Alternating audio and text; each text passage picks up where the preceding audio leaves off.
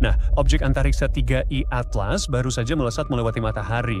Dan bukannya memperjelas keadaan, citra-citra baru itu malah membuat segalanya jadi makin aneh. Karena jika benda ini benar-benar komet, maka ini adalah komet paling aneh yang pernah tercatat. Dan jika itu bukan komet, maka kita sedang melihat sesuatu yang benar-benar baru menyerbu tata surya kita. Jadi, haruskah kita merasa khawatir? Ini semua bermula pada bulan Juli 2025.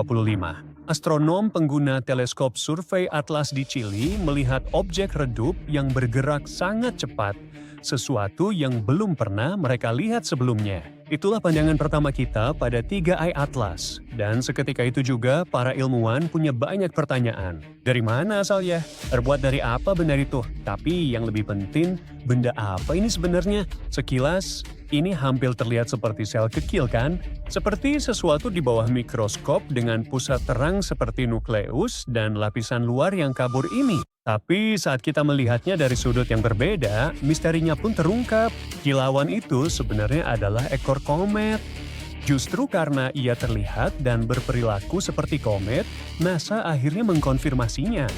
Yap, 3I Atlas benar-benar sebuah komet.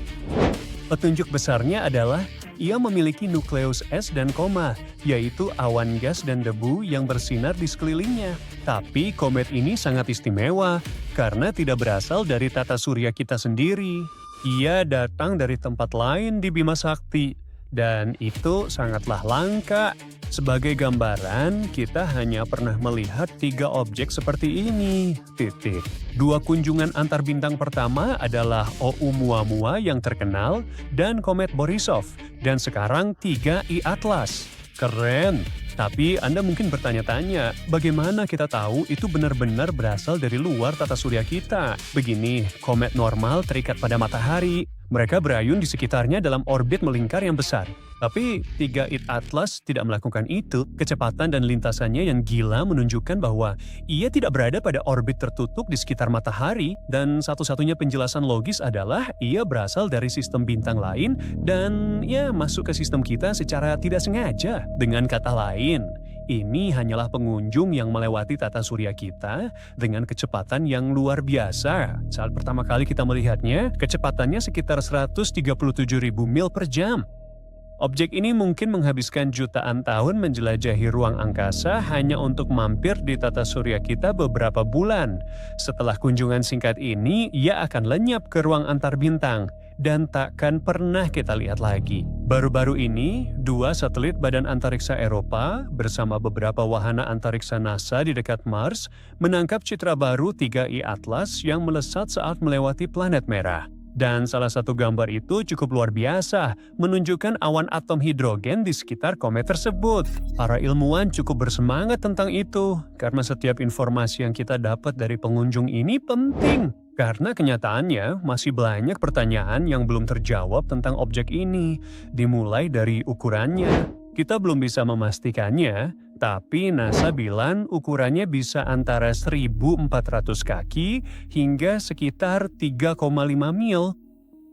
Bentuk pastinya adalah misteri lain, karena teleskop kita tidak bisa melihatnya dengan jelas. Intinya, terkubur di dalam koma gas dan debu yang terang ini, dan sinar matahari yang memantul dari debu itu membutakan kita. Jadi untuk saat ini, kita mencoba melihatnya melalui kabut berdebu yang terang.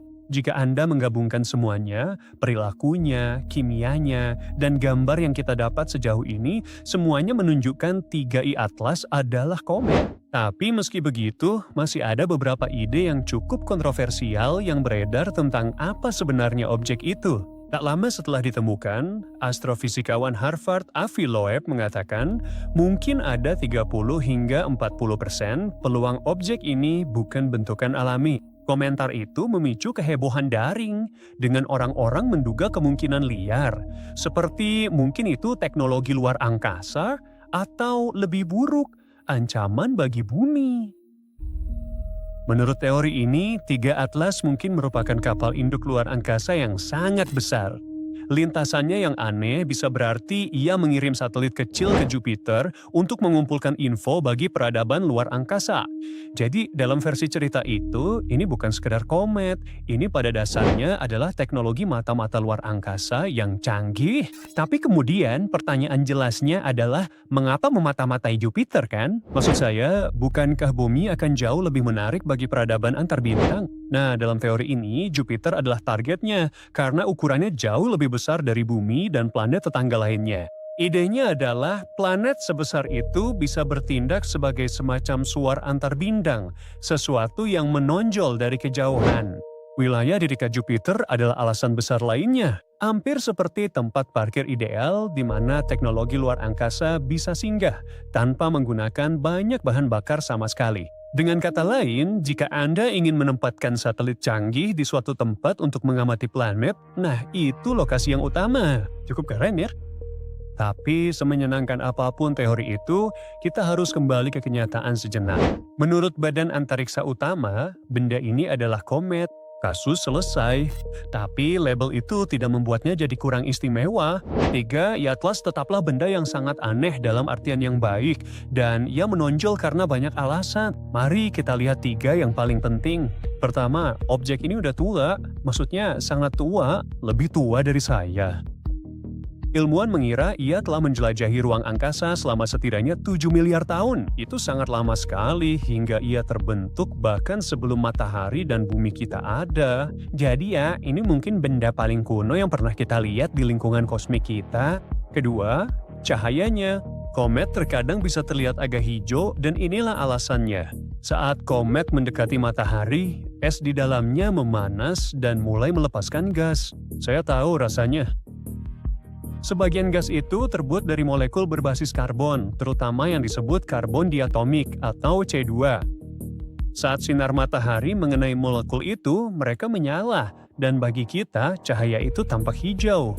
Tapi pada 3I Atlas, warna hijau itu, ya membingungin. Data menunjukkan bahwa komet ini sebenarnya rendah akan molekul rantai karbon tersebut. Jadi misteri besarnya adalah, jika tidak punya banyak C2, bagaimana ia bisa menyala hijau? Ya, tinggal ada yang tahu. Dan sekarang, hal ketiga yang membuat komet ini menonjol. Tampaknya ia mengeluarkan paduan logam yang pada dasarnya belum pernah kita lihat di alam. Jadi, komet ini melepaskan kepulan yang mengandung nikel. Itu normal. Yang aneh adalah apa yang hilang, zat besi. Pada komet, nikel dan besi biasanya muncul dalam jumlah yang cukup mirip. Di sini kita melihat nikel, tapi tak ada tanda besi yang jelas, dan itu hampir tak pernah terdengar.